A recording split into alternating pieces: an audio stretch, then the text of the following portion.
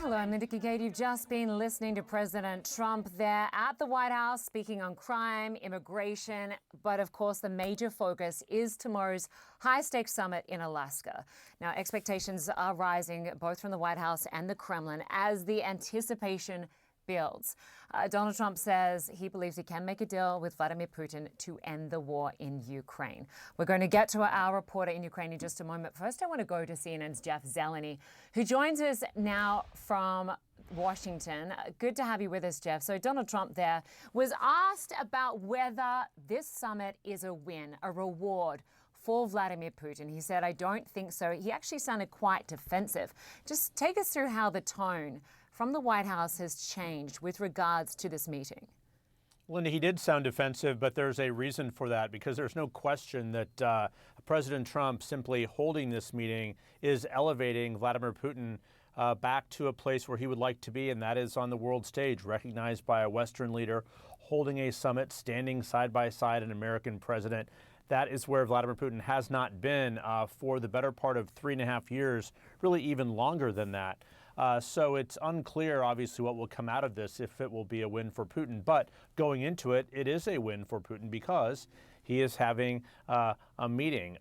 The question here is, as the Kremlin is explaining this, Vladimir Putin is interested in expanding the agenda of the meeting, almost trying to normalize this, if you will, talking about the economy, talking about trade, nuclear weapons. The reality is none of that could really happen until there is a settlement or some type of a deal with Ukraine. So that will be a choice and a question President Trump will have to answer if he believes that Putin is serious about stopping the bombing campaign, if they can come to some type of agreement about what Ukraine will give up, what Putin will give up. But the whole idea of having this meeting, without a doubt, is a win for Vladimir Putin. And it's been interesting watching the president.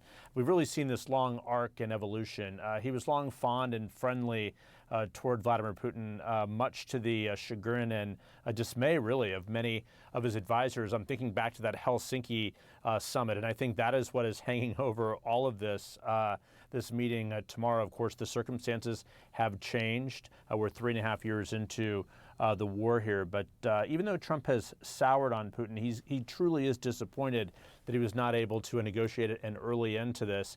He clearly still wants to use some of his charm and hope he falls into line. It's hard to imagine that happening. So they're at once lowering expectations, then in other respects raising expectations. The president earlier saying today, he said it's a 25% failure rate.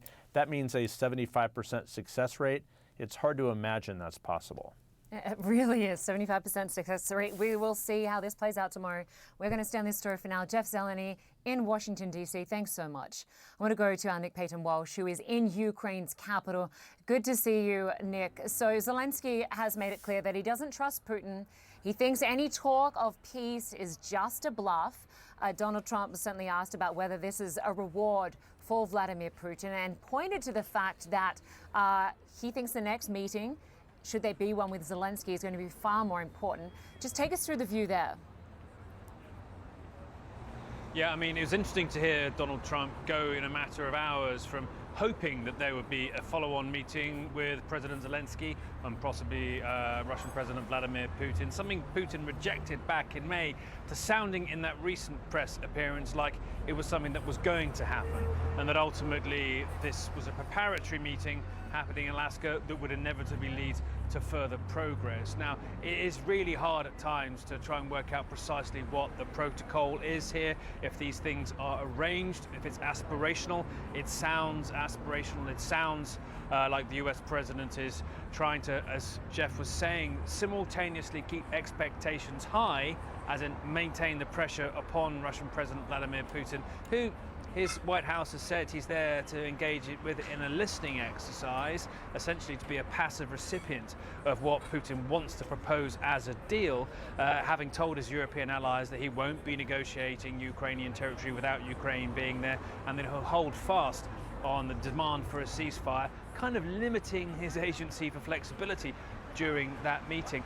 It is quite hard to see how this meeting necessarily will emerge with something that's palatable for Ukraine.